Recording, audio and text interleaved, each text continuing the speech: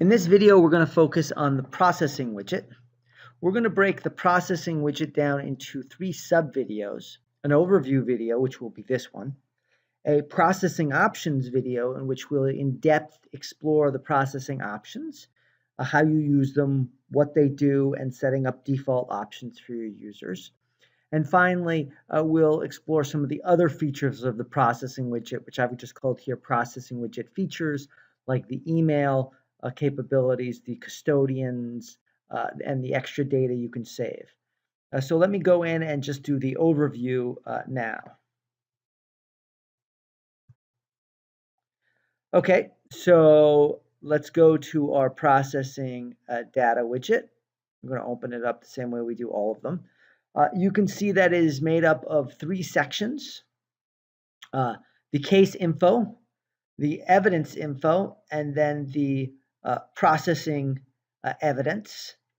There's also 2 tabs up top. There are processing options and import options. Import are if you're loading load files. Processing options are more forensics processing of native data.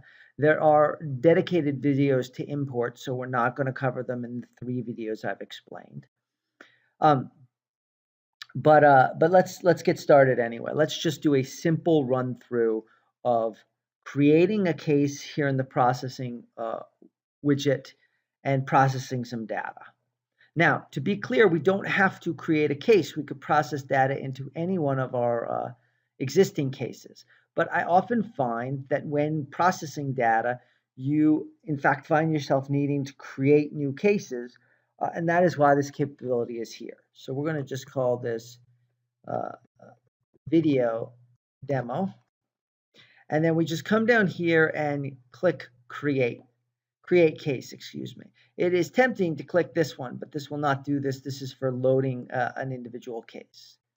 Go ahead and click create case. You can see the wheel will spin until the case is created. This will take maybe about 20 to 30 seconds. So we'll pause and skip over it. Okay, so the case got created, and you can see that the path is here now. It's got a case ID and the creator and all that kind of information. So we're going to go straight away now. Actually, let me pull this down a little bit here. You can see there's other fields we can add here. We're going to do this in the other features video. So let's just ignore this. This section is for custodians. If you don't even have the license for custodians, this won't even show up for you, or it shouldn't anyway. So those are the cases. We've created a case. Now let's go ahead and hide that section. We no longer need it. And now we sort of come to the second section of adding the evidence. And we're just going to go ahead and click and navigate to wherever we keep our evidence. And I do it in my evidence folder.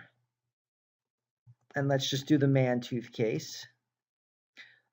This is a folder that has an EO1. If you have a folder that has one EO1 or many EO1s, you can just use the folder processing option, which I'm going to go ahead and do now. So we can click enter.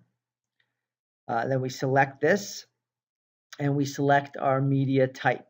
This is important. If you get this wrong, your processing will fail, won't even process, and you'll wonder what happened. So image folder. We're good, and we're not going to set up any custom fields. Again, we'll deal with that in the next video, or that last video, frankly. I've got some standard processing options already set up. Excuse me, we're now done with this section. We can remove that as well, or hide that. And now we have processing options already set up, or we can enter custom options. Let's go ahead and select our FTK processing options, because we've got a whole video dedicated to this. And then we're just going to go ahead and click process. Now, let me make sure I educate you guys on the difference between process and checked items. If we're processing evidence we just added, you always click process. If you are processing or doing additional analysis on evidence that you have already processed into the case, and you have checked it using the check marks on the left side of the grid, then you can do checked items. But for right now, we're just going to click on process because we're adding new evidence. click process. This will show up the email option, which we're not going to explore because again, it's part of a different video. So we just want to click this button, process without email on completion.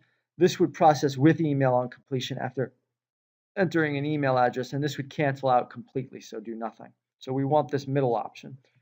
We're going to go ahead and click it. And I accidentally had that button behind me, so I selected that, but it doesn't matter. You can see that the job is now submitted, and relatively quickly it should go to in process. And then finally, if everything works, it will go to completed. So I will pause and jump ahead to when it gets to something more interesting to see. Okay, so you saw that it just jumped to this state where you can now see how many enumerated items there are, what is processed, and then what is indexed. And I can't remember whether I have indexing set in the FTK options, but we'll pause again and wait to see what happens next. It may be that the indexing slowly starts. It may be that it just jumps all the way to the end. Again, I can't quite remember. Actually, you know what? We can check. But while we wait, since there's nothing else interesting to do, let's go ahead and check what options we have for FTK processing.